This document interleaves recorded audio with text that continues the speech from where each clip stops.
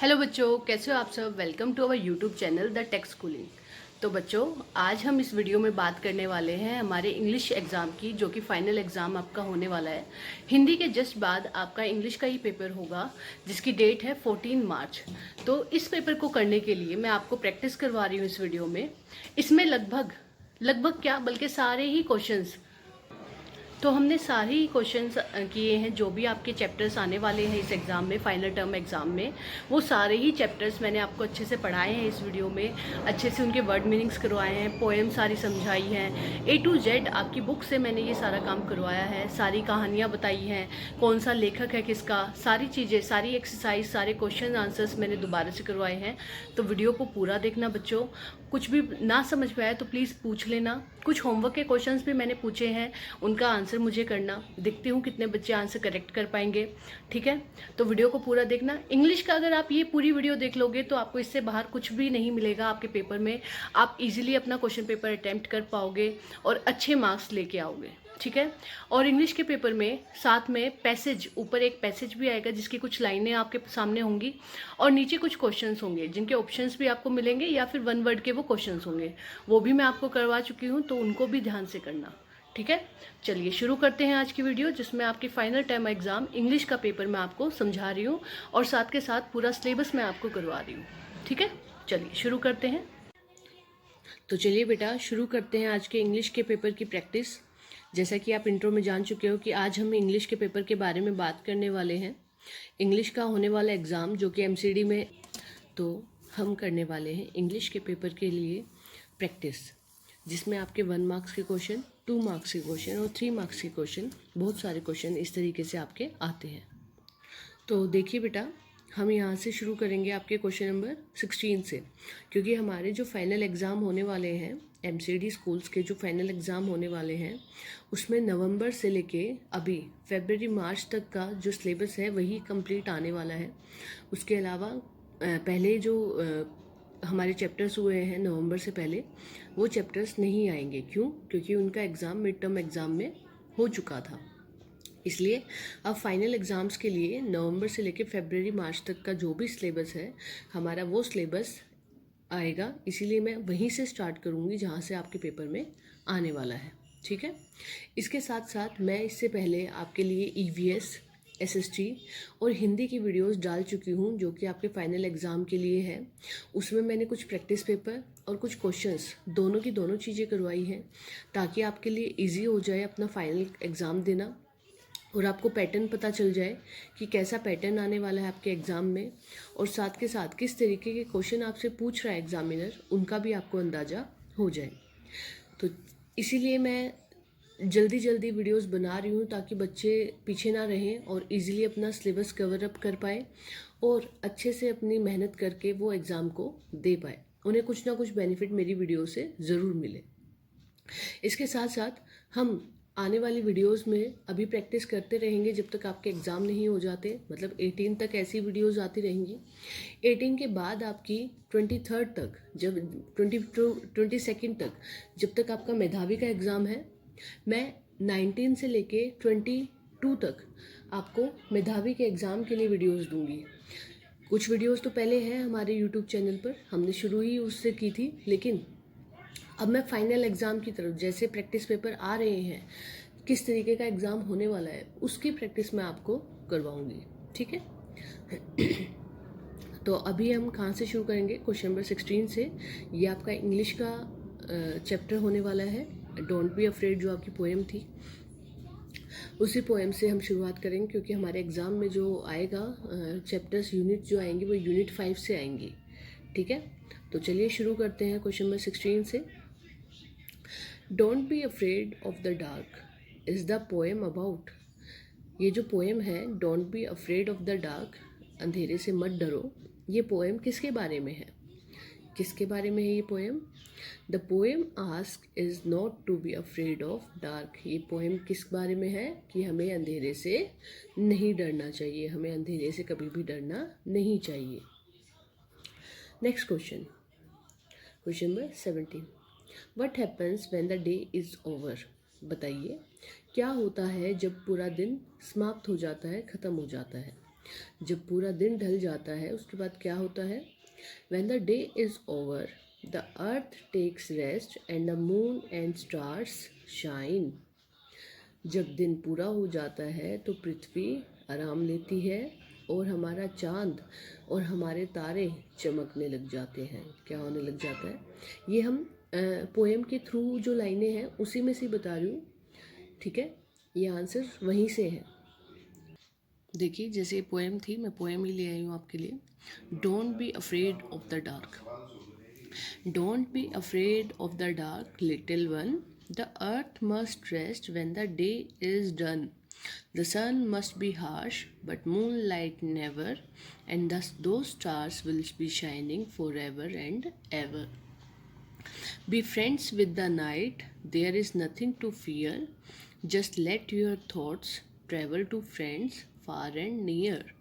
By day, it does seem that our troubles won't cease, but at night, late at night, the world is at peace. और किसने लिखी है ये poem? ये लिखी है आपकी रस्किन बॉन्ड ने। तो ये भी क्वेश्चन आ सकता है कि who is the poet of this poem. तो कौन है इस पोएम के पोएट? ये हैं रस्किन बॉन्ड, ठीक है? एक क्वेश्चन ऐसा भी आपका आ सकता है। चलिए अब इसके क्वेश्चंस देख लेते हैं। फर्स्ट क्वेश्चन है, what is the poem about? Poem किसके बारे में है?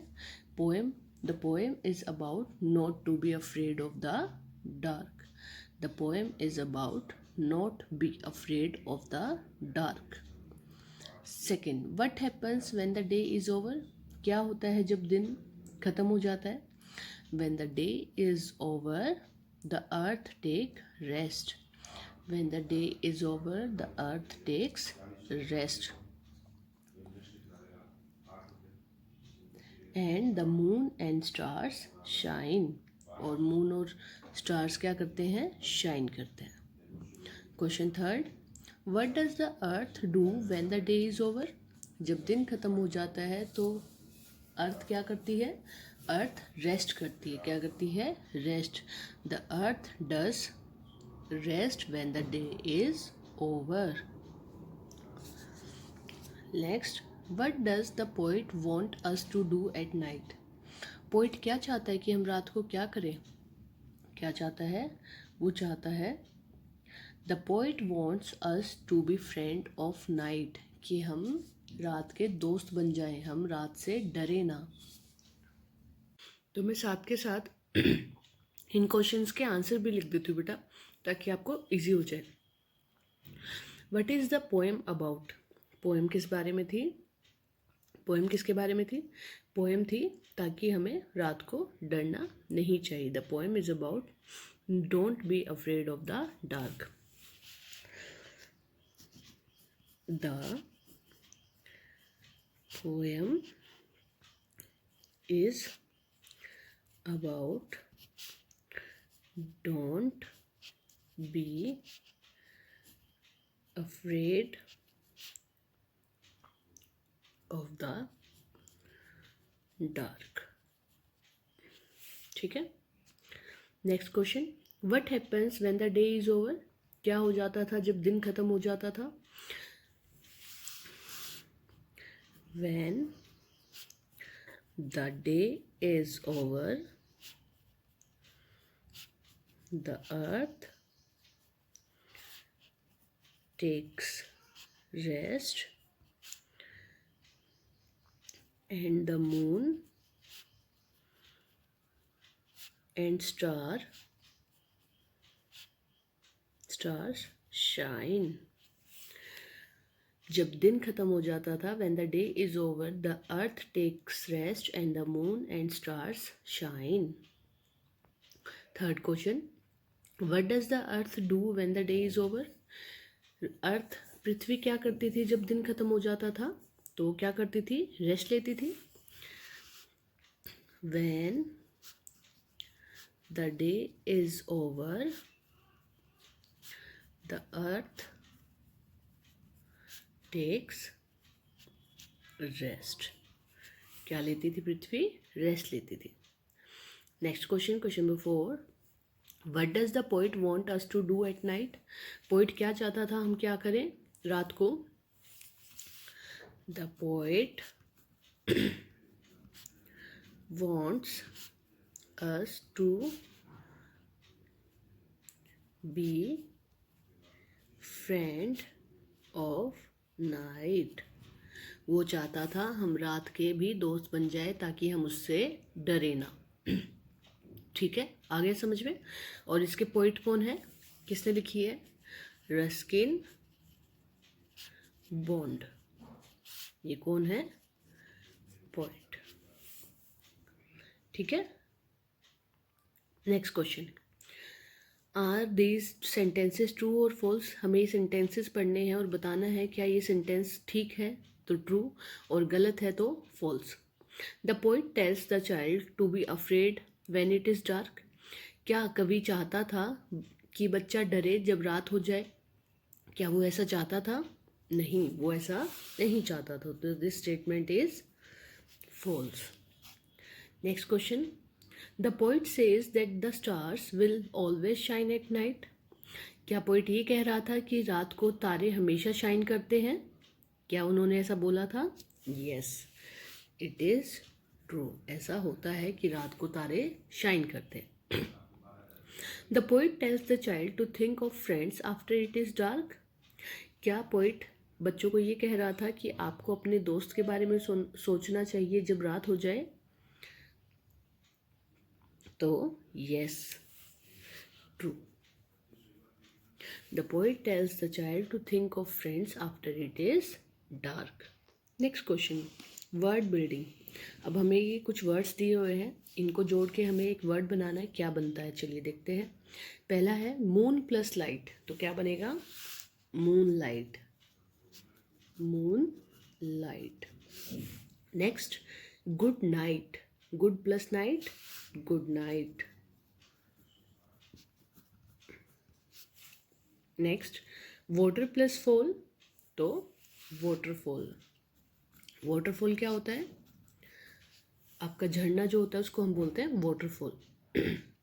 नेक्स्ट, ब्रेक प्लस फास्ट, तो क्या बन जाएगा? ब्रेकफास्ट, मतलब नाश्ता। जो सुबह का नाश्ता करते हो आप उसको ब्रेकफास्ट बोलते हैं। Day plus break, day break, दिन में लिया हुआ ब्रेक क्या कहलाता है? Day break. और लास्ट, रेन प्लस बो, क्या बन जाएगा? रेनबो, इंद्रधनुष। ठीक है। Next question, find a word in the poem which is the opposite of. हमें पोएम में से इन वर्ड्स के, जो ये 6 वर्ड्स दिए हुए हैं, इनके अपोजिट फाइंड आउट करने हैं कि इनके अपोजिट क्या क्या होंगे। जैसा पहले है वॉर, वॉर मतलब युद्ध, युद्ध का अपोजिट क्या होगा? शांति। क्या होगा? शांति। और शांति को इंग्लिश में क्या बोलते हैं? पीस। क्या बोलते हैं? पीस। तो देखो क्या पोएम में है, the world is at peace, तो ये क्या हो गया? अपोजिट। तो यहाँ पे हम पीस लिख देंगे, पीस। लाइट, लाइट मतलब हल्का, लाइट मतलब हल्का या रोशनी, कुछ भी कह सकते हो। तो लाइट, लाइट का अपोजिट क्या हो जाएगा? रोशनी का डार्क। तो लाइट का अपोजिट डार्क। या लाइट का हैवी भी हो सकता है, अगर हल्का लेंगे तो हैवी। फिर है एनिमीज, एनिमीज मतलब दुश्मन, और दुश्मन का अपोजिट फ्रेंड, फ्रेंड्स। फिर है नाइट, नाइट मतलब रात, और रात का अपोजिट दिन, डे। फिर है जेंटल, जेंटल मतलब सॉफ्ट एंड सूद, और जेंटल का अपोजिट क्या हो जाएगा? हार्श मतलब कठोर। देन नेक्स्ट है स्टार्ट, स्टार्ट मतलब रेडी करना, शुरू करना, और इसका अपोजिट क्या हो जाएगा? एंड। स्टार्ट का अपोजिट एंड। ठीक है। चलिए नेक्स्ट चैप्टर देखते हैं आपका कौन सा है। तो नेक्स्ट चैप्टर आपका हेलन केलर का। हेलन केलर का जो चैप्टर है वो भी आपके पेपर में आने वाला है। तो मैं सीधा इसकी समरी की बात करूँगी कि इस कहानी में क्या क्या आपको बताया गया था। ठीक है। तो देखो, सन 1980 की गर्मियों में अलबामा में एक स्वस्थ बच्ची का जन्म हुआ। वह बहुत सुंदर थी उसके माता पिता उसे बहुत प्यार करते थे। उन्होंने उसका नाम हेलन केलर रखा। एक दिन वह बीमार हो गई। उसका बुखार बढ़ता गया। उसके बचने की आशा कम थी, पर वह जिंदा रही। लेकिन वह बहरी और अंधी हो गई। उसके माता पिता उदास हो गए। जैसे जैसे वह बड़ी होती गई वह उसके माता पिता उदास हो गए। जैसे जैसे वह बड़ी होती गई वह उद्दंड और असभ्य होती चली गई। इस पर उसके माता पिता ने उसके लिए मिस सुलिवान नाम की एक अध्यापिका नियुक्त की। मिस सुलिवान एक मेहनती महिला थी। उसने उसे इशारों की भाषा द्वारा पढ़ने की बहुत कोशिश की, परंतु व्यर्थ। एक दिन उसने हेलन को एक गुड़िया दी और डोल शब्द उसके हाथ पर बनाया। हेलन इस शब्द को समझ गई, परंतु वह पर्याप्त नहीं था। एक दिन अध्यापिका ने उसका हाथ बहते हुए पानी में डाल दिया और उसके हाथ का पर वाटर शब्द बनाया। हेलन इसे समझ गई। अब वह शब्दों का महत्व समझ गई थी। शब्द ही उसको बताएंगे जो वह जानना चाहती थी। तो ये थी हमारी हेलन केलर की कहानी कि एक लड़की का जन्म हुआ था 1980 में, लेकिन वो बहुत स्वस्थ थी। लेकिन क्या हुआ, एक बार बचपन में वो बहुत बीमार हो गई। उसको बहुत ज़्यादा बुखार आने लगा और उसके बचने की आशा, मतलब उसके ज़िंदा रहने की जो उम्मीद थी वो नहीं रही। लेकिन कैसे ना कैसे करके वो बच गई, वो रिकवर कर गई। लेकिन जो उसको बुखार आया था उसकी वजह से वो क्या हो गई, अंधी और बहरी हो गई। अब उसको ना तो दिखाई देता था और ना ही सुनाई देता था। उसके माता पिता इस चीज़ को देखते हुए बहुत उदास रहने लगे। लेकिन जैसे जैसे हेलन बड़ी होती गई वो बहुत ही नोटी होती गई, बहुत ही शरारती होती गई, बहुत ही असभ्य, मतलब किसी की बात ना मानना, किसी के बात का जवाब नहीं देना अच्छे से, हमेशा शरारतें करना, इस तरीके का उसका व्यवहार हो गया। तब उनके माता पिता ने उसके लिए एक टीचर रखी जिसका नाम था मिस सुलेवान। वो उसकी हेल्प करती थी सारे कामों में और उसकी बातों को समझने में भी। मिस सुलेवान उसको पढ़ाने लगी, उसको वर्ड्स बताने लगी। तो उन्होंने एक दिन ऐसे ही डोल उसके हाथ में दे दी और उसके हाथ पे शब्द लिख दिया डोल। तो हेलन को पता चल गया कि ये क्या है, एक डोल है। फिर उसके बाद उन्होंने वाटर, पानी में उसका हाथ दिया और उसके हाथ पे लिख दिया वाटर। तब हेलेन को समझ में आया कि शब्द का मेरे जीवन में बहुत महत्व है और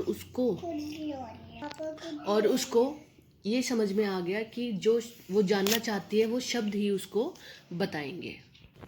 अब इसके कुछ वर्ड मीनिंग कर लेते हैं। जैसे समर, समर का मतलब क्या होता है, गर्मी। समर मतलब गर्मी।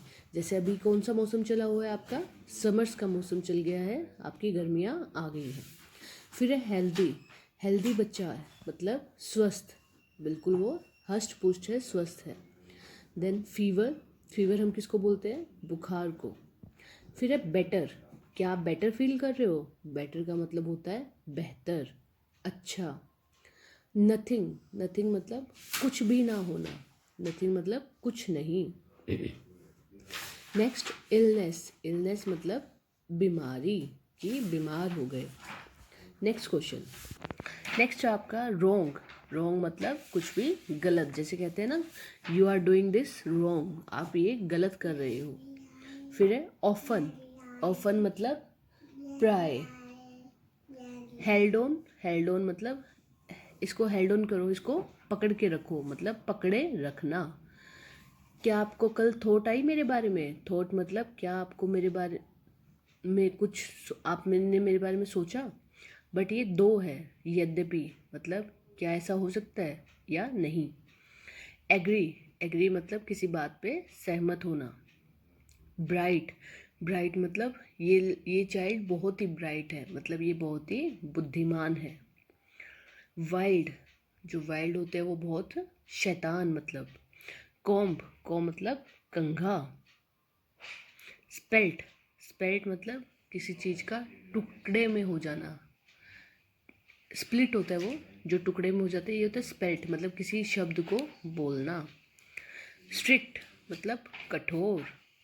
काइंड, काइंड होता है दयालु। सडनली मतलब अचानक से। एवरीथिंग मतलब प्रत्येक वस्तु, हर एक वस्तु। तो देखते हैं अब इसके क्वेश्चन आंसर्स। फर्स्ट क्वेश्चन है something is wrong said Helen's mother, what was wrong with Helen. कुछ गलत हो रहा है, हेलेन की मदर बोली। क्या गलत था वो हेलेन के साथ? क्या गलत था वो हेलेन के साथ कि अब उन्हें पता चल गया था कि उनकी बच्ची हेलेन क्या हो गई है, ना तो कुछ देख सकती है और ना कुछ सुन सकती है, वो अंधी और बहरी हो गई है। तो यहाँ लिख लेते हैं, Helen was blind and deaf। अंधे को क्या बोलते हैं? ब्लाइंड। और जो बहरा होता है उसको क्या बोलते हैं? Deaf. Next question, question number 2। Although Helen could not hear और see, what kind of girl was she. Helen को ना तो दिखाई देता था ना सुनाई देता था, फिर भी वो कैसी लड़की थी? वो कैसी लड़की थी फिर भी? वो थी, she was a bright and smart girl। वो एक बुद्धिमान और समझदार लड़की थी। उसको दिखाई और सुनाई नहीं देता था फिर भी, लेकिन उसके बाद जितने दिन उसके ढलते गए ऐसी बीमारी के साथ कि उसको कुछ दिखाई नहीं देता था और सुनाई नहीं देता था, फिर वो क्या होती गई? नोटी होती गई। नेक्स्ट क्वेश्चन है question number 3। Who agreed to help Helen. तो कौन थी वो जिन्होंने एग्री किया था, सहमत की थी कि हाँ मैं हेलेन की हेल्प करूँगी ताकि वो दोबारा से एक अच्छी लड़की बन जाए, एक बुद्धिमान लड़की बन जाए। तो वो कौन थी? वो थी मिस सुलेवान। कौन थी? Miss Sullivan.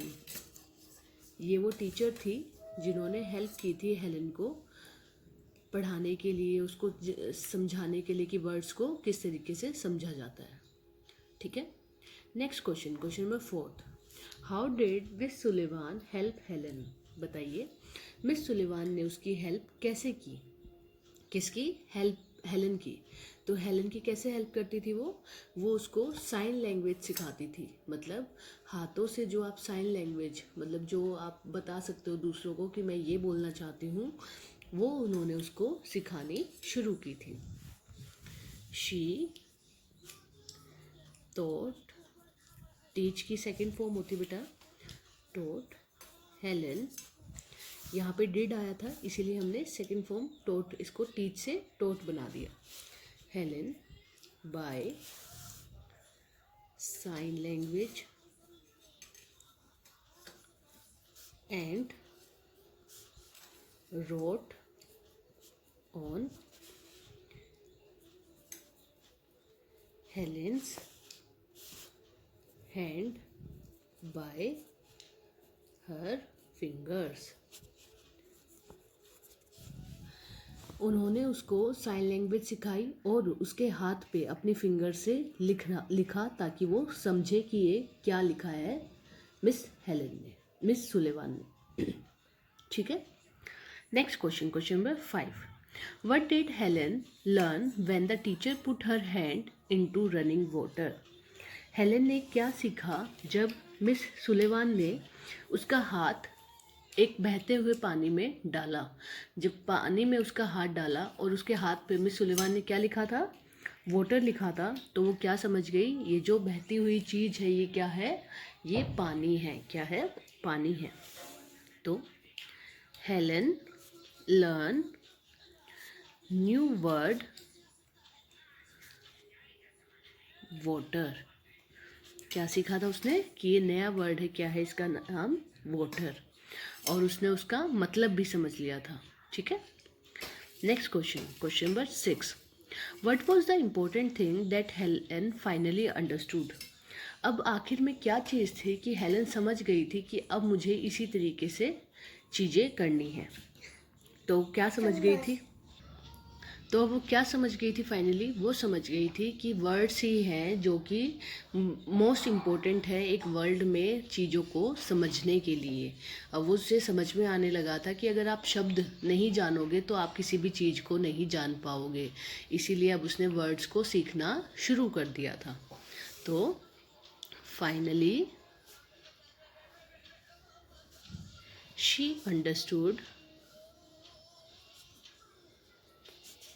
that the words are the most important thing in the world, कि अब पूरे विश्व में एक यही चीज़ है, वर्ड्स ही हैं जिससे मैं पूरी ज़िंदगी सारी चीज़ों को समझ सकती हूँ। ठीक है, आया समझ में? चलिए नेक्स्ट क्वेश्चन है, question number first let's talk का। Using sign language make this letter with your hand. अब आपने हैंड लैंग्वेज आपकी नोटबुक में देखी होगी, तो आप उसकी हेल्प से इनको बना सकते हो। जैसे सी को इस तरीके से बनाया जाता है। ठीक है, मैंने एक एग्जाम्पल बता दिया और बाकी आप अपनी टेक्स्ट बुक से देख के कर सकते हो। Same as it is question number second भी है। आपको ये हेलेन और वोज इसको भी बताना है साइन लैंग्वेज से, और दूसरों को गेस करने के लिए बोलना है कि गेस करो मैंने क्या बोला। ठीक है, चलिए नेक्स्ट क्वेश्चन देखते हैं। How do people who can't see और read, how do people who can't see read, वो लोग जिनको दिखाई नहीं देता वो पढ़ते कैसे हैं? वो कैसे पढ़ते हैं? वो पढ़ते हैं थ्रू साइन, सॉरी, जिनको दिखाई नहीं देता वो साइन लैंग्वेज से भी नहीं पढ़ सकते, अंधे हो जाते हैं। तो वो कैसे रीड आउट करते हैं? उनके लिए एक बुक होती हैं जो अलग से अंधों के लिए, ब्लाइंड पर्सन के लिए दी जाती है, जिसको ब्रेल के नाम से, ब्रेल लिपि होती है, ब्रेल स्क्रिप्ट के नाम से हम जानते हैं। ठीक है, तो ये हेल्प करती है उनको जिनको दिखाई नहीं देता। What is the script for people who can't C cold, तो सेम आंसर होगा, जो वो स्क्रिप्ट जो उन लोगों के लिए यूज़ होती है जो कि देख नहीं पाते, वो कौन सी स्क्रिप्ट है? Braille script, Braille script. ठीक है, next question, question number fifth. How do you think you can help children who can't सी, बताइए आप उस बच्चे की कैसे मदद करोगे जो कि देख नहीं पाता? हम उसको क्या देंगे? हम उसको ये जो ब्रेल स्क्रिप्ट की जो बुक्स होती हैं, बुक्स ऑफ ब्रेल स्क्रिप्ट। अच्छा, इस बुक में कैसे, ये जो स्क्रिप्ट होती है कैसी होती है? इस पे एक मोटा पन्ना होता है, एक मोटा पेज होता है, और उस पर ऐसे छेद से करे हुए होते हैं, जिससे उसके दूसरी साइड पे वो पेज से बाहर निकल आता है, और फिर उनको टच करके अंधे क्या करते हैं, ब्लाइंड पर्सन क्या करते हैं, ऐसे टच करके पता लगाते हैं कि ये क्या लेटर लिखा हुआ है, और पूरे वर्ड्स को ज्वाइन करते हैं। ठीक है, चलिए यहाँ तक था हमारा। अब नेक्स्ट चैप्टर देखते हैं। नेक्स्ट है हमारा Hiawatha. Hiawatha was a young native American boy. He lived with his grandmother Nokomis in a wigwam. Nokomis taught Hawaiitha about the wonders around them. She told him about the stars, the trees, the insects, the birds, the animals, and many other things. Hawaiitha grew up to love them all. He could talk to the birds and the animals, and they to him. हवाईथा एक native American boy था। वो अपनी grandmother के साथ नोकोमिस, जो कि उसकी grandmother का नाम था, विगवैम में रहता था। नोकोमिस जो कि उसकी ग्रैंडमदर थी, दादी थी, वो हमेशा उनको बताती थी कि हमारी दुनिया में बहुत से अजूबे हैं, वंडर्स हैं, और वो हमारे आसपास ही हैं। जैसे तारे हुए, पेड़ हुए, इंसेक्ट हुए, बर्ड्स हुई, एनिमल्स हुए, और बहुत सारी चीज़ें जो कि हमें नहीं पता कि कहाँ से आई, बट वो हमारे आसपास हैं। हवाईथा इन्हीं को देखता हुआ और इन्हीं से प्यार करता हुआ क्या हुआ, बड़ा हुआ, और वो अब इन पक्षियों और जानवरों से बात भी करने लगा था, और वो जानवर और पक्षी भी उनसे बात करने लगे थे। Then the little Hiawatha learned of every bird its language. Hiawatha ने अब हर एक बर्ड की लैंग्वेज सीख ली थी। Learn their names and all their secrets, उन सभी के नाम भी और उन सभी के जो सीक्रेट, जो छुपी हुई बातें थी, वो भी अब उसको पता हो गई थी। How they built their nest in summer and where they hide themselves in winter. उसे ये भी पता था कि गर्मियों में ये अपना घोंसला कैसे बनाते हैं और सर्दियों में ये कहाँ छिप जाते हैं। Talked with them wherever he met them, वो हमेशा उनसे बात करता था जब भी वो उनसे मिलता था। कॉल्ड देम हवाईथास चिकन, और वो हमेशा उनको हवाईथास चिकन के नाम से पुकारता था। Of all beast he learn the language, और उन्हीं सभी बीस्ट से उसने क्या सीख ली, लैंग्वेज सीख ली। Learn their names and all their secrets, उसने सभी के नाम भी सीखे और सभी के सीक्रेट्स भी सीखे, उनकी छुपी हुई बातें भी सीखी। How the beavers build their lodges, where the squirrels hide their acorns, उसको ये भी पता चल गया, उसे पता चल गया कि बीवर्स, बीवर्स कौन होते हैं, ऊद बिलाव एक तरीके का जानवर होता है, कि वो अपना घर कैसे बनाता है। लॉजेस में मतलब लॉजेस क्या होते हैं, जो पेड़ के तने जो टूट के गिर जाते हैं उनमें। और कहाँ पे गिलहरियाँ अपने एक्रोन्स, एक्रोन्स क्या होते हैं, अखरोट छिपाती हैं। How the reindeer ran so swiftly, वो रेन डियर, वो बारहसिंगा कैसे तेज, इतना तेज दौड़ता है और वो भी बिल्कुल आराम से। Why the rabbit was so timid, और रेबिट खरगोश इतना डरपोक क्यों है। Talk with them where ever he met them, वो हमेशा उनसे बात करता था जब भी उनसे मिलता था। कॉल दैम हवाईथास ब्रदर, और वो हवाईथा के भाई कहकर उनको बुलाता था। बर्ड्स को वो क्या बोलता था, हवाईथास चिकन, हवाईथा चिकन बोलता था उनको। और जानवरों को वो क्या बोलता था, वो बोलता था हवाईथास ब्रदर। ये किसने लिखी है ये पोएम, ये लिखी है H.W. लॉन्गफेलो ने। कौन है इसके पोइट, H.W. लॉन्गफेलो। इस तरीके का भी क्वेश्चन आ जाएगा कि बताओ हवाईथा नाम, हवाईथा पोएम किसके द्वारा लिखी गई है, तो किसके द्वारा लिखी गई है, H.W. Longfellow. Who is the poet of the Hiawatha, तो H.W. Is the poet of the Hiawatha, H.W. Longfellow is the poet of the हवाईथा।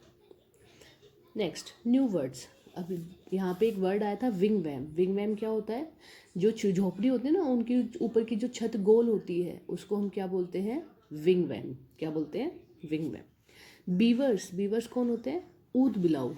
क्या होते हैं, ऊद बिलाव, जानवर होता है। एक्रोन्स, एक्रोन्स मतलब अखरोट। रेनडियर बारहसिंघा। और टिमिड मतलब जो डरा हुआ रहता है, जो डरपोक होता है, उसको हम क्या बोलते हैं, टिमिड। अब है क्वेश्चंस। हु वॉज हवाईथा, हवाईथा कौन था, चल लिख लेते हैं। He was a young native American boy, वो एक जवान अमेरिका का रहने वाला लड़का था, अमेरिका के पास रहने वाला एक लड़का था। हु वॉज नोकोमिस, नोकोमिस कौन थी, नोकोमिस कौन थी, उसकी ग्रैंड मदर, उसकी दादी माँ। तो she was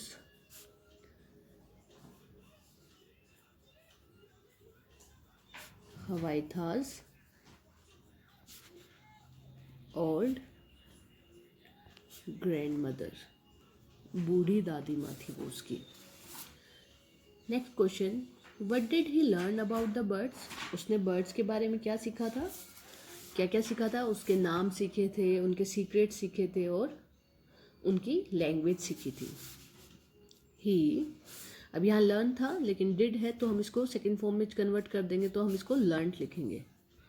he learn about their names, languages and secrets, उसने he learn about their names, languages and secret, किसके बारे में, बर्ड्स के बारे में। Next question, question number 4, what secrets did he learn about beast, अब उन्होंने बीस्ट के बारे में क्या क्या सीखा बताओ, तो उसके बारे में भी क्या क्या सीखा था, उनके भी क्या क्या सीखे थे। He learn about beasts, their names,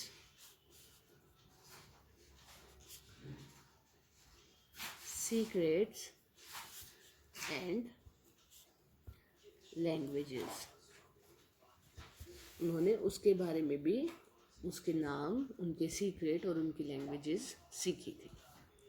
ठीक है, हो गया यहाँ तक। चलिए नेक्स्ट चैप्टर देखते हैं। पढ़ले हैं नेक्स्ट चैप्टर की, जो कि है आपका द स्कॉलर्स मदर टंग। उस महान बुद्धिमान व्यक्ति की मदर टंग के बारे में इस चैप्टर में बताया गया है कि कैसे उन्होंने इसके बारे में पता लगाया था। ठीक है, चलिए सारांश पढ़ लेते हैं इसका। एक बार एक विद्वान पंडित अकबर के दरबार में आया। उसने राजा को बताया कि उसकी कई भाषाओं में श्रेष्ठता है। श्रेष्ठता मतलब वो जानता है बहुत सारी भाषाओं को, महान है उसमें। वह कई भाषाओं को धारा प्रवाह बोल सकता था। धारा प्रवाह का मतलब होता है बिल्कुल स्मूथली, बिल्कुल आराम से, वो जैसे हम अपनी मदर टंग, अपनी मातृभाषा बोल सकते हैं, वैसे ही। उसने उसकी मातृभाषा बताने की चुनौती दी। तो उसने पूरे दरबार में चुनौती दे दी कि बताओ मेरी मातृभाषा क्या है। सब असफल रहे परंतु बीरबल ने उसकी चुनौती स्वीकार कर ली। लेकिन बीरबल जो अकबर के दरबार में रहते थे, उन्होंने इसकी चुनौती, इसके ये जो उन्होंने चैलेंज दिया था वो एक्सेप्ट कर लिया। रात को बीरबल चुपचाप पंडित के कमरे में गए। रात होते ही बीरबल ने क्या दिमाग लगाया कि मैं उसके कमरे में जाऊंगा। पंडित सो रहा था उस टाइम पे, वो स्कॉलर सो रहा था। वह उसके कानों में फुसफुसाया और एक पंख से उसके कान में गुदगुदाया। उसने क्या किया, पहले थोड़ा थोड़ा बोला, फुसफुसाया उसके कान में पंडित के, और फिर एक पंख से उसके कान में खुजली करने लगा, उसको थोड़ी गुदगुदी करने लगा। परेशान होकर पंडित जी उसकी मातृभाषा में कुछ शब्द चिल्लाए। तो जैसे भी हम नींद में से जब कुछ हमें होता है तो हम एकदम से गुस्सा होकर जब ऐसे बोलते हैं तो हमारे मन से वो आवाज़ निकलती है जो कि हमारी रियल होती है। तो ऐसा ही पंडित जी के साथ हुआ। पंडित परेशान होकर एकदम से अपनी मातृभाषा में चिल्लाने लगा। अगले दिन बीरबल ने दरबार में बताया कि पंडित की मातृभाषा क्या है, तेलुगु। अगले दिन बीरबल ने बता दिया पंडित की मातृभाषा क्या है, तेलुगु, जो कि उसको चैलेंज मिला था। उसने कहा कि मुसीबत में कोई आदमी केवल अपनी मातृभाषा ही बोलता है। पंडित ने सोचा कि तुम्हें कैसे पता चला कि मेरी मातृभाषा तेलुगु है। तब बीरबल ने बताया कि जब भी कोई इंसान मुसीबत में होता है तब वो हमेशा कौन सी भाषा बोलता है, अपनी मातृभाषा बोलता है। और उसने वही उससे निकलवाया था उसके कान में गुदगुदी करके।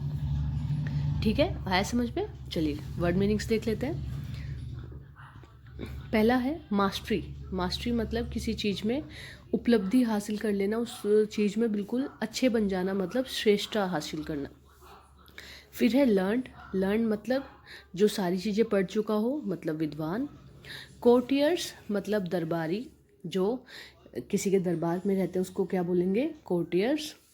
डिफरेंट मतलब अलग, विभिन्न मतलब डिफरेंट क्या होता है, जो किसी से अलग होता है। फ्लुएंटली मतलब एक ही धुन में जो चीज़ें बोली जाएं उसको हम फ्लुएंटली बोलते हैं। मदर टंग मतलब मातृभाषा। चैलेंज्ड मतलब किसी को चुनौती देना। टेकन अप मतलब स्वीकार की, मैंने ले ली, टेकन अप मतलब ले लेना। क्वाइटली मतलब चुपचाप शांत तरीके से। विस्पर्ड मतलब कुछ फुसफुसाना, आराम से धीरे धीरे बोलना। टिकल्ड, टिकल्ड मतलब किसी को टिकलिंग करते हैं हम तो, मतलब किसी को गुदगुदी करना, गुदगुदाना। सडनली मतलब अचानक से। सरप्राइज्ड मतलब हैरान, एकदम हैरान परेशान हो जाना। एक्सेप्टेड मतलब स्वीकार करना। डिफ़िकल्टी मतलब कठिनाई, कुछ कठिन होना। क्वेश्चन देख लेते हैं इसके। क्वेश्चन है first, who came to Akbar's दरबार कोर्ट। अकबर के दरबार में कौन आया था। तो अकबर के दरबार में कौन आया था, अ स्कॉलर पंडित, एक बुद्धिमान पंडित आया था। A scholar pandit came to Akbar's court. ठीक है, next question, question number second, what did he claim to know. उसने क्या घोषणा की कि तुम मेरे बारे में क्या साबित नहीं कर सकते, क्या क्लेम किया। उसने क्लेम किया कि आप सब मेरी मदर लैंग्वेज नहीं बता सकते। उसने क्लेम किया कि आप सब मेरी मदर लैंग्वेज नहीं बता सकते। तो he claimed to know his mother tongue. उसने क्लेम किया उसकी मातृभाषा बताओ। Question third, how did he challenge everybody. उसने हर किसी को चैलेंज कैसे किया? ही challenged everybody to tell his mother tongue।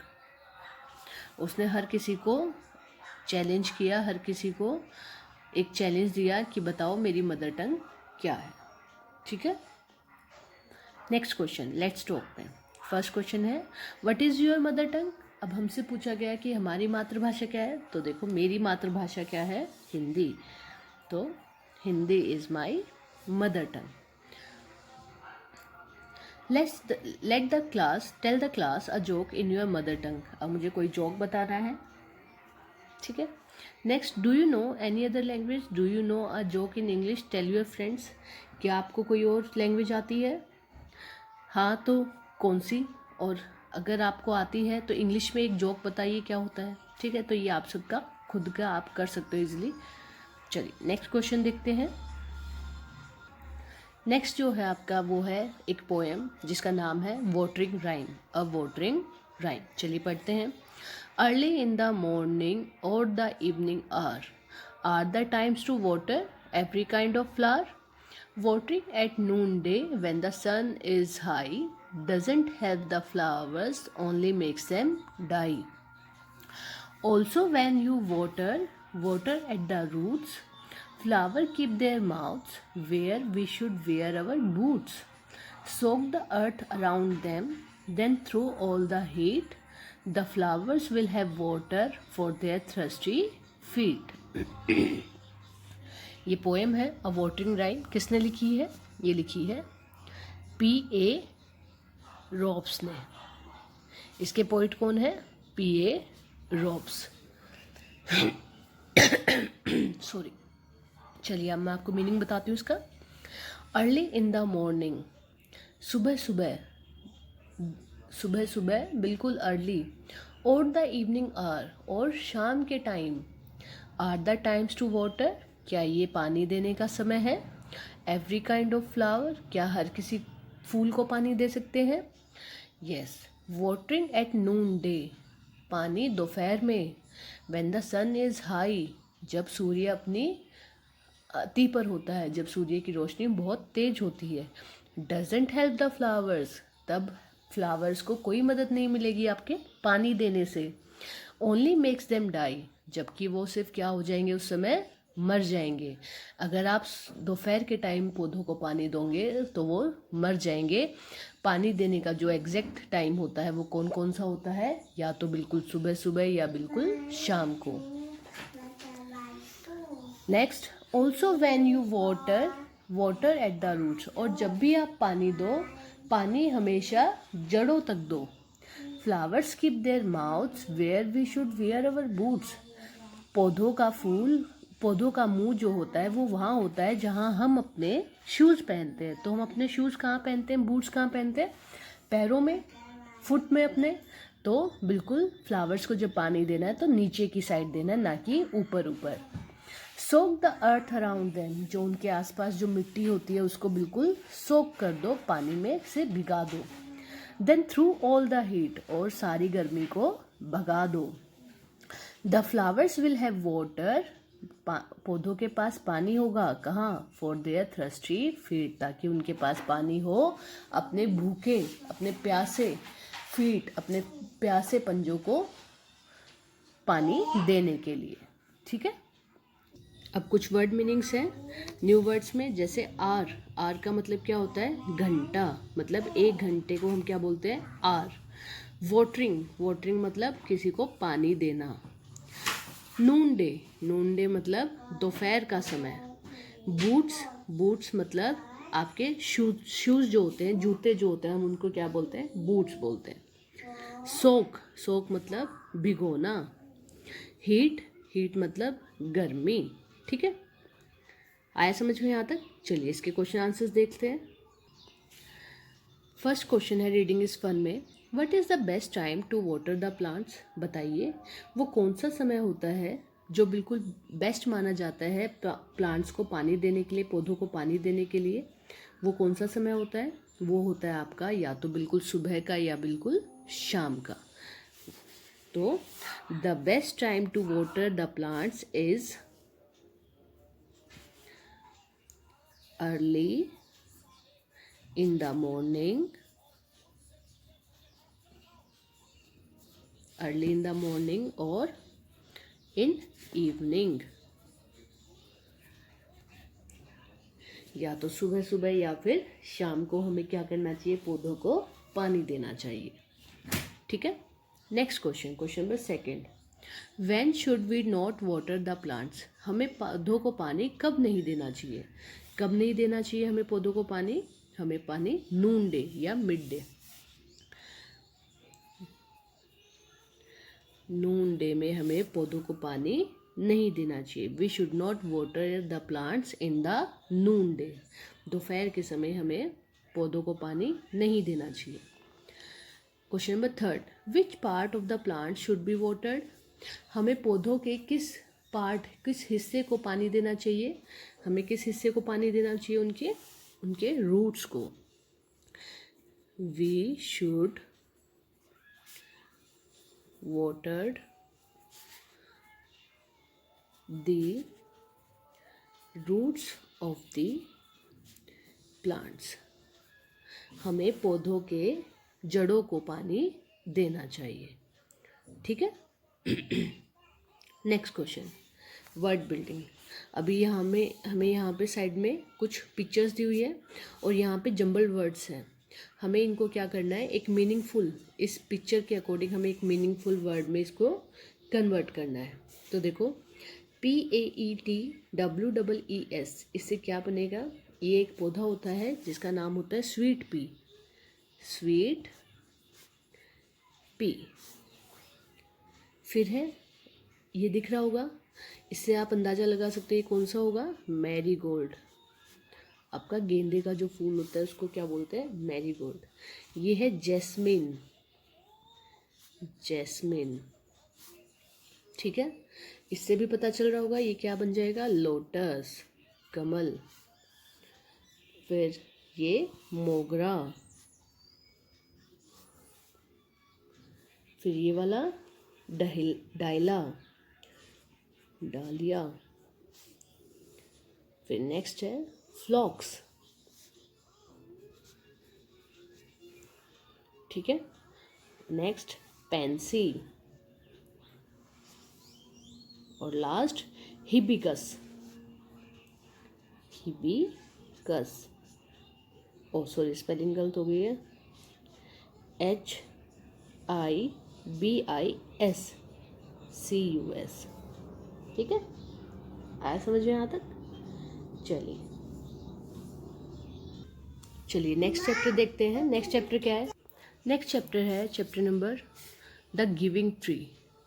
अब हम इस चैप्टर के सारांश के बारे में पढ़ेंगे कि इस कहानी में क्या बताया था नरेटर ने, कि वो बच्चा क्या कर रहा था। ठीक है, तो चलिए देखते हैं। ये कहानी है एक गिविंग ट्री की, जो हमेशा, वो पेड़ जो हमेशा एक बच्चे को हमेशा देता ही रहा, उसने कभी उससे कोई शिकायत नहीं की, और वो बच्चा हमेशा उससे कुछ ना कुछ लेता ही रहा, उसके बारे में कभी सोचा नहीं। ये उस कहानी के बारे में है, तो चलिए पढ़ लेते हैं। एक बार एक पेड़ था, वह एक छोटे बच्चे से प्यार करता था। एक बार एक पेड़ था जो गिविंग ट्री के नाम से है, वो उस छोटे बच्चे से बहुत प्यार करता था। लड़का आता था और उसकी टहनियों पर झूलता था। जब वो छोटा बच्चा था तो वो आता था हमेशा और उसकी टहनियों पर झूलता रहता था। वह सेब खाता था और इस पेड़ की छाया में सो भी जाता था। वह उसके सारे सेब खा जाता था उस पेड़ के, और उसकी छाया में सो भी जाता था। जैसे जैसे वक्त गुजरा, लड़का बड़ा हो गया। अब जैसे जैसे टाइम गुजरा तो लड़का क्या होता चला गया? बड़ा होता चला गया। और दूर चला गया, और थोड़ा दूर चला गया। पेड़ अकेला रह गया। उस टाइम पेड़ बिल्कुल अकेला रह गया। कुछ सालों बाद लड़का वापस लौटा। कुछ समय बाद, कुछ सालों बाद लड़का वापस आया। पेड़ खुश हो गया। पेड़ उसको देख के बहुत खुश हुआ। उसने लड़के से उसकी टहनियों पर झूलने के लिए कहा। तो पेड़ ने कहा कि आओ मेरी टहनियों पर बैठ के झूलो। परंतु लड़के ने धन मांगा, लेकिन लड़का बोला नहीं, मुझे झूलना नहीं है, मुझे पैसे चाहिए। पेड़ ने सुझाव दिया कि वह उसके सेबों को ले ले और बाजार में बेच दे। पेड़ ने कहा मेरे पास पैसे तो नहीं है, पर एक काम करो, तुम मेरे सारे सेब ले लो और उनको बाजार में बेच दो, तुम्हें पैसे मिल जाएंगे। लड़के ने ऐसा ही कहा और चला गया। लड़के ने सारे सेब ले लिए उस पेड़ के और वहाँ से चला गया। लड़का लंबे समय तक दूर रहा और पेड़ दोबारा उदास हो गया। फिर ऐसा टाइम आया कि लड़का उसके पास कई दिनों तक नहीं आया, चला गया और पेड़ फिर से उदास हो गया। एक दिन लड़का वापस आया, लेकिन एक दिन क्या हुआ, लड़का फिर से वापस आया। पेड़ ने उसे झूलने के लिए कहा। पेड़ ने दोबारा कहा कि आओ मेरी टहनियों पर झूलो। सेब खाने की और खेलने की पेशकश ऐसा करने को कहा, परंतु लड़के ने कहा कि वह बहुत व्यस्त है। लेकिन लड़के ने कहा कि नहीं, मैं बहुत बिजी हूँ, मेरी शादी होने वाली है, अब मेरा परिवार है। उसने अपने परिवार के लिए घर की आवश्यकता है। अब वो बोला मेरी शादी होने वाली है, मुझे एक घर की ज़रूरत है। पेड़ ने उसे घर के लिए उसकी शाखाएं काट लेने को कहा। तो पेड़ ने कहा तो तुम एक काम करो, मेरी सारी शाखाएं काट लो और अपना घर बना लो। लड़के ने सेम ऐसा ही करा। लड़के ने घर बना लिया उसकी सारी शाखाएं काट कर, परंतु वह दोबारा चला गया और फिर ऐसा ही हुआ कि वो दोबारा कुछ दिनों के लिए उससे दूर हो गया और पेड़ फिर से उदास हो गया। लंबे समय के बाद लड़का एक नौजवान बन गया था। अब लड़का एक जवान आदमी था। वह पेड़ के पास लौट आया। उसने कहा कि वो पेड़ के पास दोबारा आया और उसने नाव के लिए कहा। उसने कहा कि मुझे एक नाव चाहिए। पेड़ ने कहा तना काट लो और नाव बना लो। पेड़ के पास अब शाखाएं भी नहीं थी, तो उसने कहा मेरा तना काट लो और अपनी नाव बना लो। लड़के ने फिर से वही किया और अपनी नाव बना ली। अब पेड़ केवल एक ठूठ ही बच गया था। अब पेड़ केवल एक छोटी सी जगह, एक नीचे बैठने की जगह जो ठूठ होती है वही बच गई थी, परंतु वह खुश था। क्यों? क्योंकि उसने लड़के की हर एक इच्छा को पूरा किया था जिससे वो बहुत प्यार करता था। नवयुवक वापस यात्रा पर चला गया। जब वह वापस आया तो वह बूढ़ा हो चुका था। अब वह नाव से यात्रा करके वापस जब आया तो वो बूढ़ा हो चुका था। वह पेड़ के पास गया और कुछ आराम चाहता था। अब वह पेड़ के पास गया और चाहता था कि मैं कुछ आराम करूं। पेड़ ने उसे अपने ठूंठ पर बैठने को कहा। तो पेड़ ने कहा आओ मेरे इस ठूंठ पर बैठ जाओ। बूढ़ा आदमी इस पर बैठ गया और पेड़ अब उसकी सहायता करके खुश था और अब उसे पेड़ को दोबारा से खुशी मिल गई कि हाँ, मैंने इसकी मदद फिर से कर दी, अब ये खुश है और मैं भी खुश हूँ। इस चैप्टर के हम वर्ड मीनिंग्स देख लेते हैं। हमें कहानी पता चल गई है कि कहानी एक लड़के की थी और एक गिविंग ट्री की थी जो हमेशा उस लड़के की मदद करता रहता था। चलिए वर्ड मीनिंग देखते हैं। फील का मतलब होता है महसूस करना। हेल्प मतलब सहायता करना। शेयर मतलब कोई हिस्सा। फिर है एंजॉय मतलब मदद लेना, आनंद लेना। स्विंग मतलब झूलना या झूला। डिलीशियस स्वादिष्ट। शेड छाया। ट्रंक मतलब तना, पेड़ का तना। ऑफन मतलब प्राय। अलोन अकेला। हंग्री मतलब भूखा। ब्रांचेस मतलब शाखाएं। प्लक किसी चीज को तोड़ना। सैड उदास। शोक हिलाया। नीड मतलब ज़रूरत। बिल्ड बनाना। हार्डली मतलब मुश्किल से। ठीक है। बिजनेस व्यापार। बोट मतलब नाव। सेल नाव को चलाना। स्टंप ठूठ। शाई आह भरना। ठीक है, ये हमारे वर्ड मीनिंग्स थे। अब हम क्वेश्चन आंसर्स की बात करेंगे। फर्स्ट क्वेश्चन है रीडिंग इज फन का। How did the boy enjoy the company of the tree?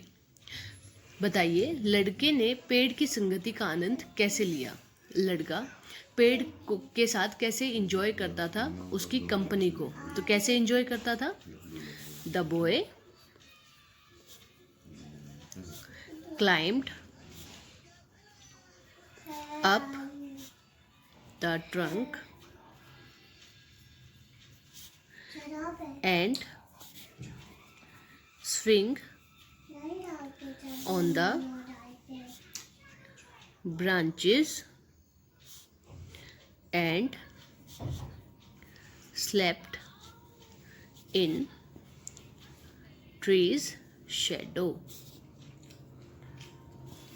लड़का उसके तने पर चढ़ता था, उसकी ब्रांचेस पर झूलता था और उसके पेड़ की छाया में सो जाता था। इस तरीके से बॉय ट्री की कंपनी को एंजॉय करता था। ठीक है, next question, question number second, how did the tree help the boy earn money. पेड़ ने उस लड़के की मदद कैसे की पैसे कमाने में। जब उस लड़के को पैसे चाहिए थे तब उस ट्री ने उसकी मदद कैसे की थी।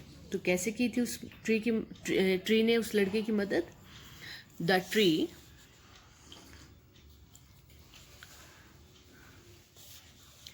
asked the boy to pluck its apples, sell them in the market and earn money। Tree ने कहा कि जाओ बेटा, जाओ बच्चे, मेरे पेड़ के सारे एप्पल तोड़ लो, सेब तोड़ लो, उनको बेच दो मार्केट में जाके, और बेचने के बाद जो पैसे मिले वो पैसे आप अपने पास रखो। The tree ask the boy to pluck its apple, sell them in the market and earn money. ठीक है, next question, question number third, what did the boy make with the branches of the tree.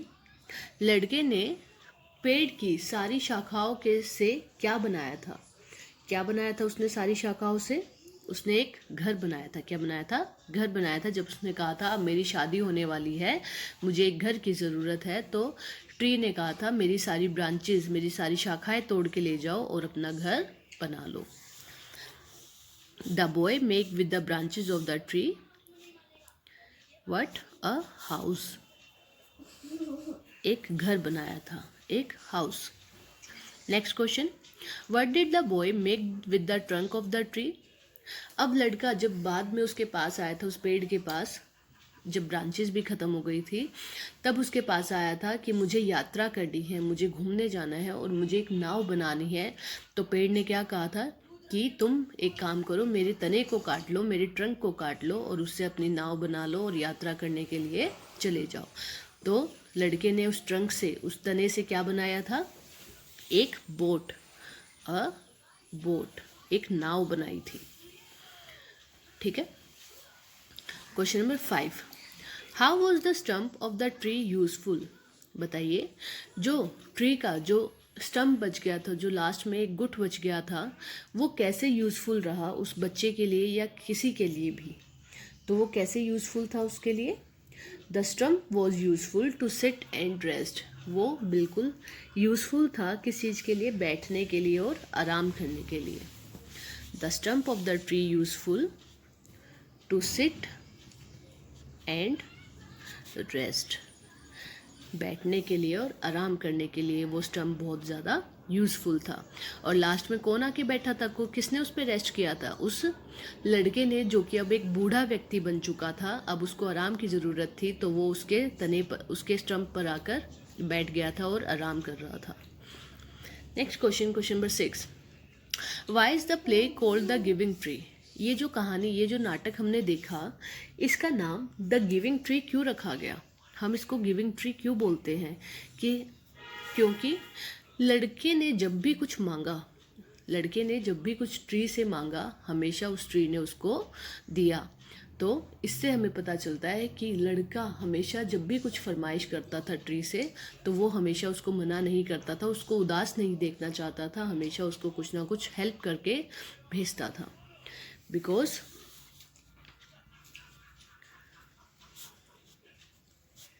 he always gives something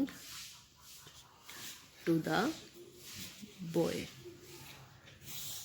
He helps the boy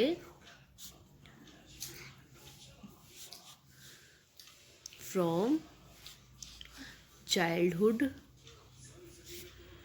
to old age. उस tree ने उसकी मदद हमेशा की, जब भी उस लड़के ने कुछ मांगा हमेशा उसको दिया, और उस लड़के की मदद बचपन से लेके उसके बूढ़े होने तक उस ट्री ने की थी। इसलिए इस प्ले का नाम हमने क्या रखा, द गिविंग ट्री। ठीक है, चलिए नेक्स्ट क्वेश्चन है क्वेश्चन नंबर वर्ड बिल्डिंग का। Question number first, make new words and complete the sentences. हमें न्यू वर्ड बनाने हैं और सेंटेंस को क्या करना है, कंप्लीट करना है। ठीक है, तो देखो पहला, the children love to sing loudly. बच्चे जोर से गाना पसंद करते हैं। Read your lesson silently. अपने चैप्टर को शांति से पढ़ो। Throw the ball slowly. Ball को आराम से फेंको। The tree gave its fruit to the boy happily. उस पेड़ ने उस लड़के को अपने सारे के सारे फल खुशी खुशी दे दिए थे। Do you work neatly. अपना काम सफाई से करो। ठीक है, नेक्स्ट क्वेश्चन, क्वेश्चन नंबर 2। तो इसमें हमें fill in the blanks fill करने हैं। ब्लैंक्स को हमें फिल करना है। ये जो साइड में 2 ऑप्शन दिए हुए हैं हर एक के साथ, उसमें से कोई एक इसमें फिट करना है। My mother went to the market and bought a kilogram of apple. क्या खरीदे मेरी मदर ने, एप्पल खरीदे।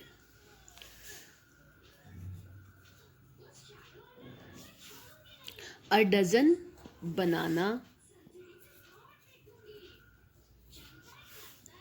And a dozen orange. Apples, bananas and oranges. I love oranges, so I ate an orange. मुझे oranges पसंद है इसलिए मैंने एक orange खाया, तो orange sorry. My brother wanted a banana and my sister asked for an apple. A tree has one trunk, but many branches. And a branch has a number of leaves and flowers. Next है हमारी एक छोटी सी poem है, या एक तरीके से आपको रीड करने के लिए बोला है कि जस्ट एक सिंपल सी पोएम के तरीके से आपको कुछ चीज़ें बताई हुई है और साथ में इसके फिलअप्स दिए हुए हैं। इस तरीके के क्वेश्चंस भी आपके पेपर में पूछे जा सकते हैं और हमने एक प्रैक्टिस पेपर किया भी था जिसमें ये क्वेश्चन पूछे गए थे। ठीक है, तो चलिए शुरू करते हैं। ये चिंथा चेटू के बारे में है। ये एक पेड़ का नाम था जो कि एक इमली का पेड़ था। Chintha Chettu is a tamarind tree. This famous tamarind tree is in Gwalior. It grows over Tansen's tomb. Tansen was a great singer. People in Gwalior say, eat the leaves of this tamarind tree and you will also sing like Tansen. चिंता चिंटू एक इमली का पेड़ था जो कि बहुत famous इमली का पेड़ था ग्वालियर में। ये किसके टॉम के ऊपर उगा हुआ था, ये तानसेन के टॉम के ऊपर उगा हुआ था। तानसेन एक बहुत महान गायक थे। ग्वालियर के लोग कहते थे कि अगर तुम इस टैमरिंड ट्री की लीव्स खा लोगे, इसके पत्तियां खा लोगे, तो तुम भी तानसेन की तरह गाओगे। तुम भी जब गाना गाओगे तो तानसेन की तरह मीठी आवाज़ तुम्हारी निकलेगी।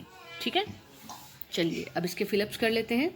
चिंथा चेटू इज़ ए टैमरिंड, क्या थी, एक ट्री थी, ये एक पेड़ था इमली का। This famous tree is in, कहाँ पे था ये, ग्वालियर। कहाँ पे था ये फेमस ट्री? ग्वालियर में। Tansen was a famous singer. Tansen क्या थे? एक फेमस सिंगर थे। The tamarind tree grows over Tansen tomb. ये किसके टॉम के ऊपर था? Tansen tomb. Eat the leaves of the tamarind tree and you will also sing like Tansen. इसकी पत्तियां खा लो और तुम भी कैसे गाओगे? तानसेन की तरह। ठीक है, तो ये हमारा छोटा सा एक लेट्स रीड का एक पैराग्राफ था, एक पोएम की तरह, जो हमने पढ़ ली और हमने इसके फिलिप्स कर लिए हैं। ठीक है, चलिए नेक्स्ट देखते हैं। नेक्स्ट पोएम है आपकी the donkey.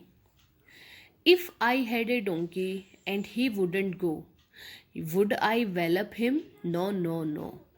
I will find a little hay and give him some corn. Then he had to be the best monkey that ever was born. ये पोएम किसने लिखी है? कौन है इसके पोइट? Margaret S Russell. कौन है? Margaret S Russell. ये इसके पोइट हैं, कवि हैं। ठीक है, फिर से पढ़ देती हूँ। If I had a donkey and he wouldn't go, would I wallop him? No, no, no. I had find a little hay and give him some corn. Then I had be the best donkey that ever was born. चलिए देखते हैं इसकी कहानी। ये जो poem जिसने लिखी है वो एक लेडी है। तो जब कोई लेडी पोएम लिखती है तो हम उसको पोइटेस बोलते हैं। पोइट नहीं बोलते, पोइटेस। मतलब पोइट जो आदमी लिखता है और पोइटेस जो स्त्री लिखती है। कवित्री कहती है कि यदि उसके पास एक गधा होता और यह उसका कहना नहीं मानता तो क्या वह उसे पीटती? नहीं नहीं नहीं, वह उसे नहीं पीटती, बल्कि वह उसके लिए एक सूखी घास ढूंढती और उसको कुछ अनाज खिलाती और फिर उसको दुनिया का सबसे अच्छा गधा बना देती, जो कि आज तक कभी पैदा ही नहीं हुआ था। वर्ड मीनिंग्स देख लेते हैं। डोंकी, डोंकी मतलब गधा। वेलप, वेलप मतलब कोड़ा मारना। एक तरीके के एक हथियार होता है किसी को पीटने के लिए। हे, सूखी घास। कॉर्न मतलब अनाज। एवर, सदा। बेस्ट, सबसे अच्छा। ठीक है, अब नेक्स्ट है आपका यूनिट 8 से जो पोएम है वो है बुक्स। चलिए पढ़ते हैं इसको। Come in said the library door. I opened it wide and saw books galore. Tall skinny books up high on the shelves, little fat books that stood by themselves. I opened one up and sat down to look. The pictures told stories. What a wonderful book. Come in मतलब आओ आओ, library का दरवाज़ा बोल रहा है। I opened it wide, मैंने उसको पूरा खोल दिया। And so books glow, और मैंने बुक्स का भंडार देखा। टॉल स्किनी बुक्स, जो पतली और लंबी बुक थी, वो सबसे ऊपर, up high on the shelf, सबसे ऊपर रखी हुई थी। लिटिल फैट बुक्स, लेकिन जो थोड़ी मोटी बुक थी, दैट स्टूड बाय देमसेल्फ, वो अपने आप खड़ी थी। आई ओपनड वन अप, मैंने उसमें से एक बुक खोली। And sat down to look, और बैठ गया उसको देखने के लिए। द पिक्चर्स टोल्ड स्टोरीज, उसकी पिक्चर्स, उसके चित्र मुझे एक स्टोरी बता रहे थे। व्हाट अ वंडरफुल बुक, कितनी अच्छी बुक थी वो। अब न्यू वर्ड्स देखते हैं इसके। न्यू वर्ड्स है लाइब्रेरी। लाइब्रेरी मतलब पुस्तकालय। वाइड मतलब चौड़ा। गलोर मतलब भंडार। स्किनी पतली। शेल्फ्स अलमारियाँ, अलमारियों के जो खाने होते हैं उसको हम शेल्फ्स बोलते हैं। वंडरफुल मतलब शानदार। ठीक है, आया समझ में? चलिए नेक्स्ट देखते हैं। Question answers. Reading is fun का first question, what did the library door say? बताइए, लाइब्रेरी पुस्तकालय का दरवाजा क्या कह रहा था? क्या कह रहा था पुस्तकालय का दरवाजा? वो कह रहा था चिल्ला चिल्ला के, आओ मुझे खोलो। द लाइब्रेरी door said, कम इन, कम इन, कम इन, कम इन। क्या कह रहा था लाइब्रेरी डोर? कम इन, आओ आओ, अंदर आओ। Question number second, what did the books in the library look like? जो लाइब्रेरी में जो बुक थी, जो पुस्तकालय में जो किताबें थी, वो कैसी दिखाई दे रही थी? The books in the library looked like tall, skinny,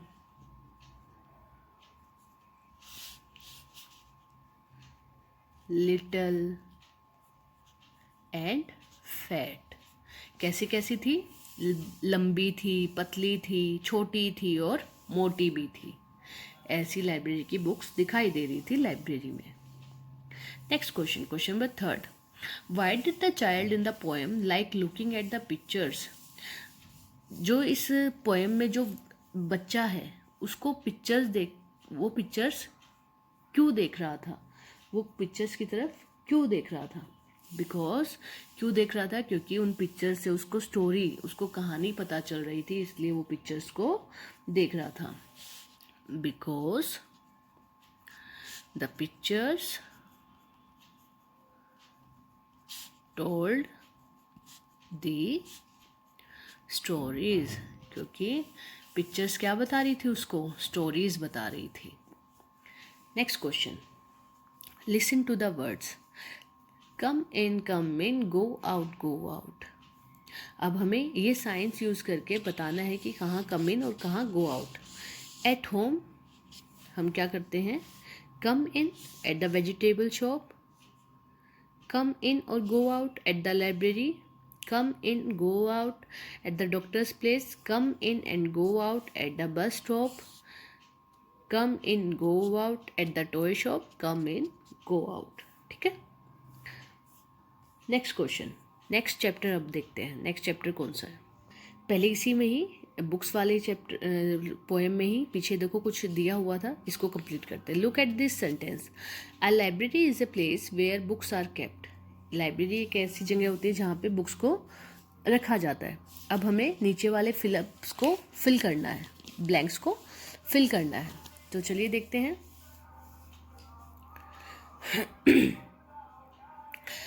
N dash is a place where aeroplanes take off और लैंड। एक ऐसी जगह है जहाँ पे एरोप्लेन लैंड करते हैं, उतरते हैं और वहाँ से यात्रा भरते हैं। उसको क्या बोलते हैं हम? उसको बोलते हैं एयरपोर्ट। क्या बोलते हैं? Airport. Next, a dash is a place where food is cooked. हम खाना कहाँ बनाते हैं? किचन में। A kitchen is a place where food is cooked. Next, a dash is a place where sick person are taken care of. एक ऐसी जगह है जहाँ पे बीमार व्यक्ति का इलाज किया जाता है। वो कौन सी जगह है? वो है क्लिनिक या hospital. Next question, a dash is a place where you can buy things. एक ऐसी जगह है जहाँ से तुम चीज़ें खरीद सकते हो। तो market, a market is a place where you can buy things. Last, a dash is a place where children study. एक ऐसी जगह है जहाँ पे बच्चे पढ़ सकते हैं। तो उसे क्या बोलते हैं? स्कूल। क्या बोलते हैं? स्कूल। ठीक है। नेक्स्ट देखते हैं। नेक्स्ट है एक ऐसी ही पोएम जो बुक से रिलेटेड है। Going to buy a book. One day grandfather gave my brother and me some money. एक दिन मेरे दादाजी ने मुझे और मेरे भाई को कुछ पैसे दिए। Go and buy books he said. उन्होंने कहा कि जाओ जाके कुछ बुक्स खरीदो। We were both very happy. हम दोनों बहुत खुश हो गए। We both love to read. हम दोनों को ही पढ़ना बहुत पसंद था। Should we go now. क्या हमें अभी जाना चाहिए? Should we go later. क्या हमें बाद में जाना चाहिए? Should we go today. क्या हमें आज जाना चाहिए? Should we go tomorrow. क्या हमें कल जाना चाहिए? We decided to go right now. हमने डिसाइड किया कि हमें अभी जाना चाहिए। Should we go to the big market, क्या हमें बड़ी बाजार जाना चाहिए? Should we go to the small shop, क्या हमें छोटी दुकान जाना चाहिए? Should we go with somebody, क्या हमें किसी के साथ जाना चाहिए? शुड वी गो अलोन, क्या हमें अकेला जाना चाहिए? We decided to go to the small shop, तो हमने डिसाइड किया हमें छोटी दुकान पे जाना चाहिए। Just the two of us, हमें सिर्फ हम दोनों को ही जाना चाहिए। We like the small book shop, हमें छोटी दुकानें, छोटी पुस्तकों की दुकानें बहुत पसंद है। It is small but it has many books, वो छोटी ज़रूर होती हैं बट बहुत सारी बुक्स होती हैं। The man in the shop like us, हमें वो जो आदमी उस शॉप में है वो हमें पसंद करता है। ही ऑलवेज हेल्प अस, वो हमें हमेशा मदद करता है। Should I buy a book with a lot of pictures, क्या मुझे वो बुक खरीदनी चाहिए जिसमें बहुत सारी चित्र बने हुए हैं? Should I buy a book with a lot of stories, या वो बुक पढ़ लेनी चाहिए जिसमें बहुत सारी कहानियाँ हैं?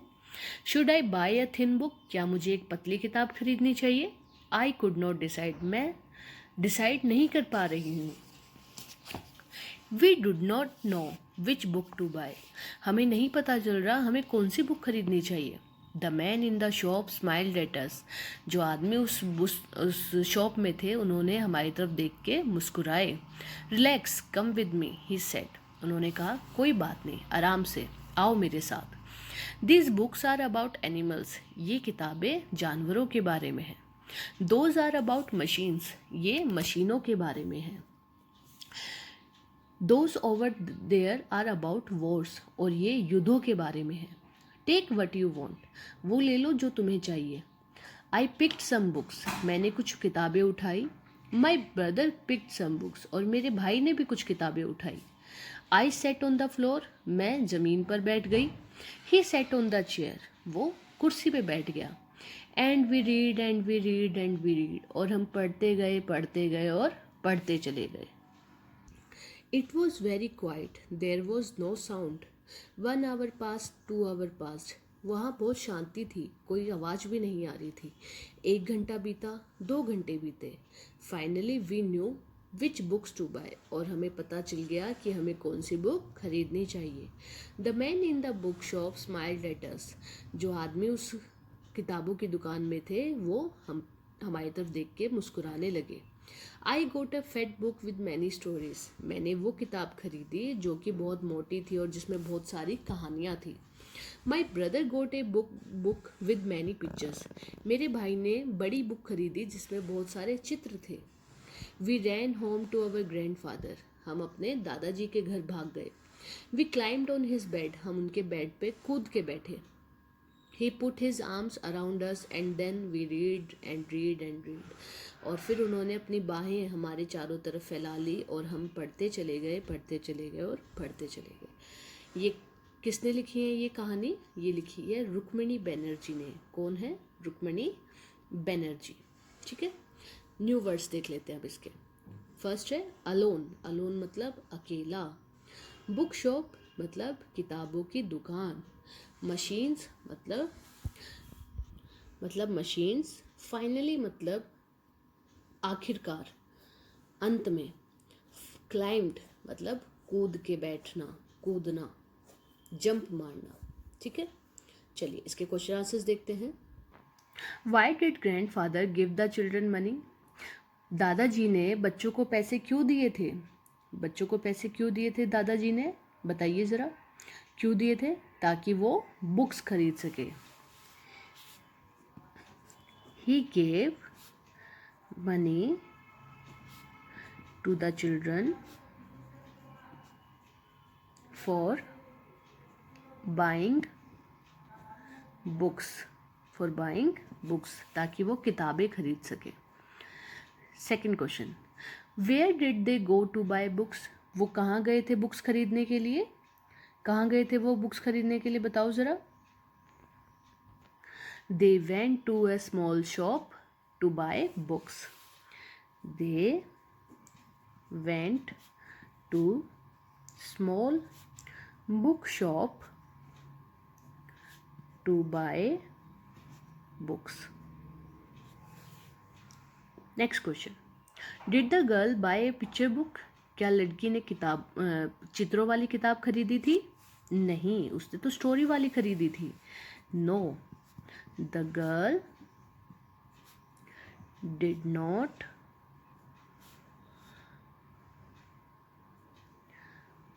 Bye a picture book. Picture वाली बुक किसने खरीदी थी? उसके भाई ने, उसके ब्रदर ने। ठीक है। नेक्स्ट पोएम है आपकी द नोटी बॉय। चलिए पढ़ते हैं। There was a naughty boy and a naughty boy was he ran away to Scotland the people there to see then he find that the ground was as hard that a yard was as long that a song, was an mercy that a cherry, was as red that lead, was as weighty that fourscore, was as 80 that a door was a wooden, as in England. So he stood in his shoes and he stood in his shoes and he wondered. इसके poet कौन है? इसके poet है John Keats. किसने लिखी है poem? John Keats ने। ठीक है। अब दोबारा से मैं आपका इसको मतलब बताती हूँ। इस पोएम का मतलब था कि एक बार एक शरारती लड़का इंग्लैंड से स्कॉटलैंड वहाँ के लोगों को देखने के लिए भाग गया, परंतु उसने पाया कि ज़मीन उतनी ही सख्त थी जितनी कि उसके वहाँ इंग्लैंड में थी। चेरी इतनी ही लाल थी जितनी वहाँ थी। शीशा भी उतना ही भारी था। वहाँ की चार कोड़ी भी 80 की ही थी। दरवाज़ा लकड़ी का ही बना था। सारी चीज़ें वैसी की वैसी थी जैसी कि इंग्लैंड में थी। इसलिए वह खड़ा रहा और हैरान होता रहा कि ये ऐसा कैसे हो सकता है कि सारी चीज़ें ऐसी की ऐसी हैं। ठीक है। न्यू वर्ड्स देख लेते हैं। नोटी मतलब शरारती। फाउंड मतलब पता लगा। फाउंड मतलब कुछ पाना या पता लगा। ग्राउंड ज़मीन। मैरी मतलब खुश। चेरी एक फल होता है, उसको हम चेरी बोलते हैं। वेटी मतलब भारी, वजन की। वुडन मतलब लकड़ी। ठीक है। चलिए क्वेश्चन आंसर्स देखते हैं इसके। रीडिंग इज फन का फर्स्ट क्वेश्चन है, from where did the naughty boy come. वो नोटी बॉय कहाँ से आया था? He came from England. The naughty boy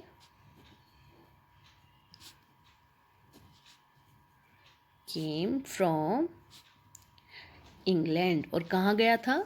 Scotland. Where did the naughty boy go? देखो नेक्स्ट क्वेश्चन में ही पूछ लिया, वो कहाँ गया था? The naughty boy gone to Scotland. कहाँ गया था? स्कॉटलैंड में। Why did he go there? वो वहाँ क्यों गया था? क्या देखने गया था वो वहाँ पे?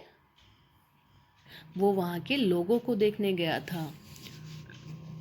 ही went there to see the people of Scotland. वो वहाँ पे स्कॉटलैंड के लोगों को देखने गया था।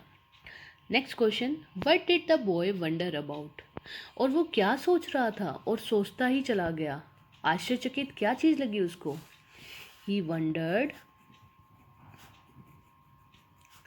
About the things because everything was same as in England. वो हैरान ही हो गया ये सोच के कि सारी की सारी चीज़ें तो बिल्कुल एक जैसी हैं जैसी कि इंग्लैंड में थी। ठीक है। नेक्स्ट चैप्टर, इसी में कुछ आपके वो हैं पिनाचो वाले में कुछ वर्ड्स बनाने थे आपको इससे, मैं उसी के आंसर आपको बताऊंगी। The peacock is a beautiful bird. Peacock कैसा है? एक ब्यूटीफुल बर्ड है। Pinocchio is a naughty puppet. I saw an ugly crane. Morning exercise makes you healthy. A glass of milk makes your teeth strong. Rita's rude behavior. कैसा? Rude behavior. Rahul does not eat green vegetables, therefore his eyesight is weak. वो हरी सब्जियां नहीं खाता था, इसलिए उसकी आंखें क्या हो गई? कमज़ोर. ये लास्ट चैप्टर है आपकी इंग्लिश में, जो आपके अभी फाइनल एग्ज़ाम में जो चैप्टर्स और जो पोएम्स आने वाले हैं उसका ये लास्ट है. चलिए इसको भी देख लेते हैं. इसका सारांश मैं आपको बताती हूँ. एक बार एक बूढ़े बढ़ई ने लकड़ी का एक अद्भुत टुकड़ा खरीदा. जैसे ही उसने इसके ऊपर रंदा चलाना शुरू किया. रंदा क्या होता है? एक औजार होता है जो कि कारपेंटर्स के पास होता है. उससे एक आवाज़ सुनाई दी. बढ़ई हैरान हो गया और उसने सोचा कि ये एक असाधारण लकड़ी का टुकड़ा है. उसने सोचा इससे ये कैसी आवाज़ आ रही है, ये तो बहुत अलग है. उसने इसकी एक कठपुतली बनाने का निर्णय लिया. तो उसने सोचा कि मैं इसकी एक कठपुतली बना देता हूँ, एक पपेट बना देता हूँ. जैसे ही उसने आंखें बनाई ये हिलना शुरू हो गई. जैसे ही उसने उस पपेट की आंखें बनाई वो हिलना शुरू हो गया. इसी प्रकार उसने मुंह बनाया तो ये हंसना शुरू हो गया. जब उसने उसका मुंह बनाया तो वो हंसना शुरू हो गया. बढ़ई ने कठपुतली का नाम रखा पिनाकीचो. उसने उसका नाम पिनाचियो रखा. वह बहुत शरारती था, जो कि बहुत शरारती था. उसकी नाक लगातार लंबी होती जाती थी. उसकी नाक कैसी होती जा रही थी? ग्रो होती जा रही थी, बढ़ती चली जा रही थी. जब उसके हाथ बनाए तो पिनाचियो ने बढ़ई के नकली बाल उतार कर अपने सिर पर रख लिए. जब उसने उसके हाथ बनाए उस पपेट के, तो उसने क्या किया? कारपेंटर के जो नकली बाल लगे हुए थे उसके सिर पर, वो खींच लिए और अपने ऊपर रख लिए, अपने सिर पर रख लिए. जब टांगे बनाई तो बढ़ई ने उसके टांगों का इस्तेमाल करना सिखा दिया. जब उसने टांगे बनाई तो बढ़ई ने कहा इन टांगों का इस्तेमाल इस तरीके से किया जाता है. उसने पिनाचियो को स्कूल भेजा, परंतु वह वहाँ भी मस्ती करता था. फिर पिनाचियो को उसने क्या कहा कि जाओ तुम स्कूल जाया करो, पढ़ा करो. लेकिन वहाँ भी उसकी मस्ती चालू थी. जब बढ़ई उससे पूछता था कि वह झूठ बोल देता था. जब बढ़ई उससे पूछता था कि तुम क्या पढ़ के आए, तो पिनाचियो हमेशा उससे क्या बोलता था? झूठ. जब कभी भी वह शरारत करता था तो उसकी लाख लंबी हो जाती थी. लेकिन बढ़ई को, कारपेंटर को कैसे पता चल जाता था कि जब भी वो झूठ बोलता था तो उसकी नाक हमेशा लंबी होती चली जाती थी. अंत में पिनाचियो ने झूठ न बोलने का निर्णय लिया और लास्ट में उसने ये शिक्षा ली कि मुझे झूठ नहीं बोलना चाहिए, हमेशा सच बोलना चाहिए. इसके वर्ड मीनिंग्स देख लेते हैं. प्लेन मतलब रंदा चलाना. हर्ड सुनना. वॉइस आवाज़. टिकलिंग गुदगुदी करना. पजल्ड मतलब अचंभित होना. स्ट्रेंज अद्भुत. पपेट कठपुतली. शेप आकार. अमेज्ड हैरान. ग्रू बड़ी चल जाती है जो. स्नैच्ड छीन लेना. विग नकली बालों की टोपी. स्टिफ कठोर. ऑफन प्राय. रूड मतलब गंदा सा व्यवहार करना. फिनिश्ड समाप्त किया. डिसाइडेड निर्णय करना. फन मस्ती. फाइनली अंत में. ग्लैड खुशी. ठीक है, चलिए इसके क्वेश्चन आंसर्स देखते हैं. रीडिंग फन के हैं. What did the carpenter buy? Carpenter ने क्या खरीदा? कारपेंटर ने एक अद्भुत सी एक लकड़ी खरीदी थी. He bought a strange piece of wood. Second, what did he make out of it? वो उससे क्या बना रहा था? उसने क्या बनाया था उससे? He made a puppet out of it. What did he call his puppet? वो अपने पपेट को क्या बोलता था? क्या नाम रखा था? ही कॉल्ड हिज पपेट अ पिनाचियो. क्या बोलता था? पिनाचियो. व्हाट डिड पिनाचियो से इन द एंड? लास्ट में पिनाचियो ने क्या कहा? क्या क्या सीख ली? That I am glad to be a real boy अच्छा लगा मुझे एक इंसान, एक लड़का बनने में। I will never lie again, और मैं आज के बाद कभी भी झूठ नहीं बोलूँगा। मैं आज के बाद कभी भी झूठ नहीं बोलूँगा। ठीक है, नेक्स्ट देखते हैं। इसमें कुछ वर्ड्स हैं जिसके हमें डिस या इन लगा के क्या बनाने हैं, opposite. Make opposite with the words. देखो, रिस्पेक्ट का अपोजिट क्या होगा, डिसरिस्पेक्ट। क्या होगा, डिसरिस्पेक्ट। एबल का disable. Efficient inefficient. On डिसऑन। Capable incapable. और सिक्योर का इनसिक्योर। ठीक है, इनएफिशिएंट भी हो सकता है और डिसएफिशिएंट भी हम लिख लेते हैं। ठीक है, दोनों ही हो सकते हैं। हो गया, चलिए यही था आज की वीडियो में आपके लिए। तो समझ में आया बच्चों सबको सारा सब कुछ? हमने सारे चैप्टर्स कर लिए, सारी पोएम्स कर ली हैं, सारे सब कुछ कर लिया है। इंग्लिश का इससे बाहर कोई भी एग्ज़ाम आपका नहीं पूछा जाएगा, आपका कोई भी क्वेश्चन नहीं आएगा। हर एक बच्चे को ये वीडियो पूरी ध्यान से देखनी है ताकि आपका एग्ज़ाम अच्छे से हो पाए।